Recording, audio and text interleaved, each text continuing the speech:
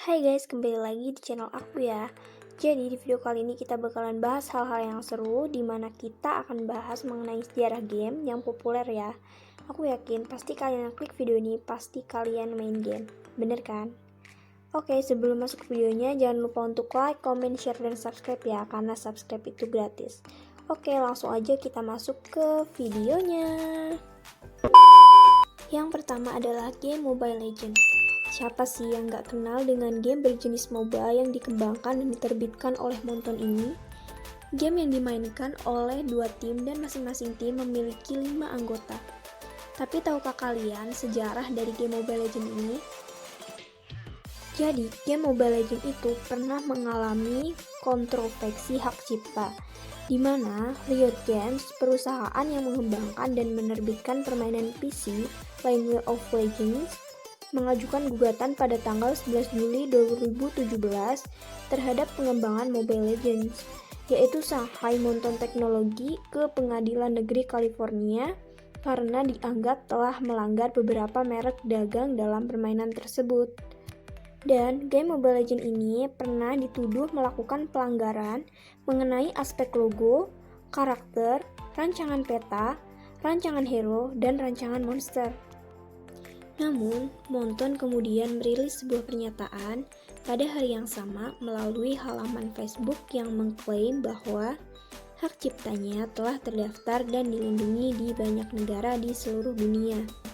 Kemudian diklaim bahwa Monton memiliki hak kekayaan intelektual dan mengancam tindakan hukum terhadap media dan pesaing karena telah menyebarkan informasi palsu tentang Monton. Jadi, pernah ada sebuah kasus di mana ada dua orang laki-laki dan perempuan dan mereka bertemu di Mobile Legends, dan setelah lama mereka berkenalan dan mabar, akhirnya mereka saling jatuh cinta. Dan anehnya di mana? Karena mereka berdua ini mempunyai umur yang sangat jauh berbeda, di mana sang perempuan ini janda berumur 22 tahun, sedangkan sang laki-laki adalah anak berumur 12 tahun. Karena mereka sudah saling cinta, akhirnya mereka memutuskan untuk bertemu. Akhirnya sang laki-laki pun pergi ke rumah si cewek ini. Dan saat mereka bertemu itu, mereka sudah mulai melakukan hal yang tidak wajar. Jadi mereka melakukan hubungan badan yang tidak seharusnya dilakukan ya. Please kalian kalau kenal sama orang jangan sampai ngelakuin itu, oke? Padahal guys, sebenarnya rumah mereka itu sebenarnya jaraknya lumayan jauh, sekitar 490 km. Jadi ini sebenarnya kalau buat anak-anak kok dapat duit dari mana gitu ya. Bocah umur 12 tahun kenapa bisa pergi sejauh itu? Tapi di sini yang aku baca, di anak-anak ini nih sebenarnya kabur dari rumah gitu guys. Mungkin dia ngambil uang orang tuanya gitu kali ya. Jadi guys, karena perbuatan mereka ini, akhirnya sang wanita ini terjerat kasus pedofilia. Karena ia terjerat kasus tersebut, akhirnya ia pun memutuskan untuk tak bertemu dan berkomunikasi lagi dengan bocah umur 12 tahun itu. Hal ini berdasarkan kesepakatannya dengan pihak keluarga si bocah ini ya.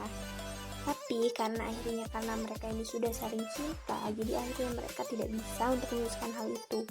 Karena sebenarnya sang wanita ini di pernikahan yang dulu dia itu pernah mendapatkan perlakuan yang kurang enak gitu dari suaminya gitu. Makanya akhirnya dia jatuh cinta dengan anak 12 tahun ini. Mungkin dia dapat perhatian lebih dan akhirnya dia pun gak bisa terpisahkan lagi dengan si bocah ini. Yang selanjutnya adalah game Free Fire atau kita kenal dengan FF. Siapa sih yang gak tahu dengan game Free Fire yang tembak-tembakan itu, yang cowok-cowok mainin itu, tapi kalau disuruh nembak cewek kagak berani?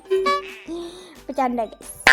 Jadi cerita utama Free Fire itu adalah ada sekelompok orang dari latar belakang yang berbeda dan ditangkap oleh organisasi FF. Organisasi misterius yang bernama FF ini melakukan eksperimen dan menghilangkan ingatan dan memodifikasi genetik mereka.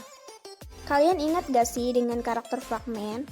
Ternyata guys, karakter fragmen berisikan informasi-informasi mengenai karakter yang telah hilang. Oleh karena itu, semakin banyak kalian memainkan karakter tersebut, maka semakin banyak ingatan yang akan pulih juga. Kalian tahu nggak sih, Free Fire sendiri diluncurkan oleh Garena pada tanggal 11 Agustus 2017 lalu.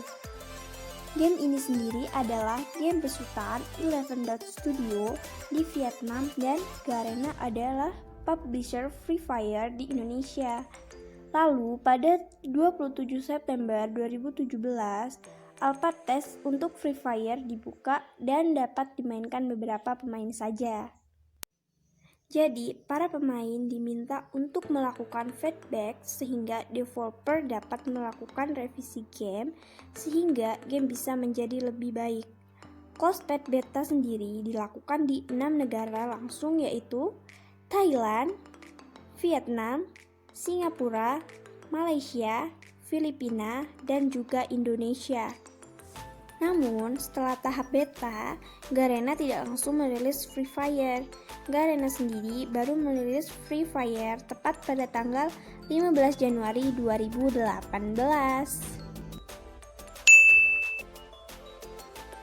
Jadi guys, belum lama ini ada sebuah kasus di mana di channel YouTube Ewing HD menggemparkan pengguna media sosial.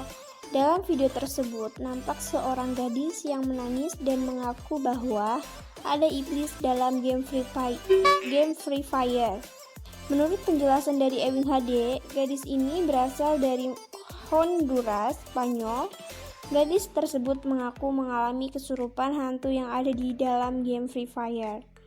Nampak dalam video viral tersebut, seorang gadis yang menangis terseduh-seduh sambil terus ditenangkan oleh seorang lainnya yang ada di dalam video tersebut.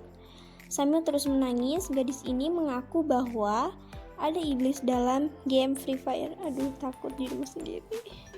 Dirinya juga mengajak agar para gamer segera berhenti bermain game tersebut. Lebih lanjut, iblis yang ada di game Free Fire ini disebutkan oleh gadis tersebut sering menyiksa. Aduh guys, percaya nggak percaya, aku rada ragu sih ya. Tapi aku takut guys, dirimu sendiri, sumpah dah. Aku sih harus kayak gini ya. Ewing HD pun menjelaskan bahwa gadis ini diduga baru sadar dari kesurupan dan langsung memberikan pengakuan mengenai kemunculan iblis di game Free Fire. Memang sih cukup mengejutkan saat gadis ini menyebut ada iblis dalam game Free Fire. Pasalnya game satu ini sama sekali tidak memiliki tampilan menyeramkan. Iya sih, emang benar. Tampilannya juga ya biasa-biasa aja sih menurut aku juga, karena aku sendiri kan pernah main dan gak ada serem-seremnya sih, cuman seremnya takut ketembak aja aku mah. Sampai-sampai guys, video Ewing HD ini yang cewek kerasukan sama iblis dalam game Free Fire ini sudah ditonton lebih dari 1,8 juta kali di YouTube. Banget sih sumpah. Tapi yakin gak yakinnya itu sih menurut dari kalian masing-masing ya. Kalau aku sendiri, aku juga ragu karena ya namanya orang kan gak tahu ya guys kayak gimana. Tapi ya itu menurut kalian masing-masing aja lah ya, oke? Ya mungkin kalau emang kalian mau nonton lebih jelasnya lagi tentang perempuan ini, kalian bisa lihat di channelnya Ewing HD aja ya. Dan di sana juga banyak konten horor lainnya. Cek aja, oke? Jadi guys, game yang selanjutnya adalah game Clash of Clans atau biasanya kita sebut dengan COC. Mungkin kalau zaman sekarang ini kayaknya udah jarang sih yang main, tapi masih ada. Dan aku dulu juga pernah main, tapi cuman sampai TH8 deh kayaknya. Jadi guys, seperti umumnya perusahaan baru, Supercell awalnya harus berjuang dulu untuk sukses. Dan di tahun 2011, mereka merilis game multiplayer bernama Gunsign di Facebook. Game yang dinilai bagus namun terlalu kompleks untuk user Facebook. Namun guys, akhirnya Gunsign ini gagal menarik minat. Namun, pada Januari 2012, Supercell memiliki 5 game yang sedang mereka kembangkan. 3 game dinilai kurang baik dan tak pernah diluncurkan. 2 yang diputuskan untuk dirilis adalah Clash of Clans dan Hay Day. Dan akhirnya kedua game ini difokuskan terlebih dahulu karena game yang lainnya ini mungkin kurang menarik. Dan ternyata Hay Day dan Clash of Clans ini sukses luar biasa. Terutama Clash of Clans ya, karena game strategi yang bikin kecanduan ini. Ya emang Clash of Clans itu waktu baru-baru dikeluarin itu kayaknya bikin kecanduan banget ya.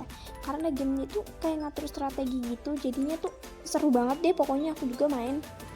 Ternyata guys, tidak sedikit gamers yang rela mengeluarkan banyak uang. Menurut Supercell, ada gamer yang mau menghabiskan 1.600 pound sterling tiap bulan di Clash of Clans. Clash of Clans. Gila kali ya itu orang. Dan akhirnya Supercell pun diminati para raksasa teknologi. Ampun, itu bocah main pakai botol bekas ditaruh sepeda, berisik terus dari tadi. Gue lagi syuting ini, bos. Sempat mayoritas sahamnya dimiliki SoftBank. Supercell jadi milik raksasa teknologi Cina Tencent setelah dibeli senilai 114 triliun rupiah. Gila nggak sih? Gue punya uang 114 triliun, gue bikin kompleks kayaknya. Oke guys, ini aku di sini cuman bahas 3 game aja karena kalau kita bahas sejarah itu pasti panjang-panjang ya. Ini baru 3 game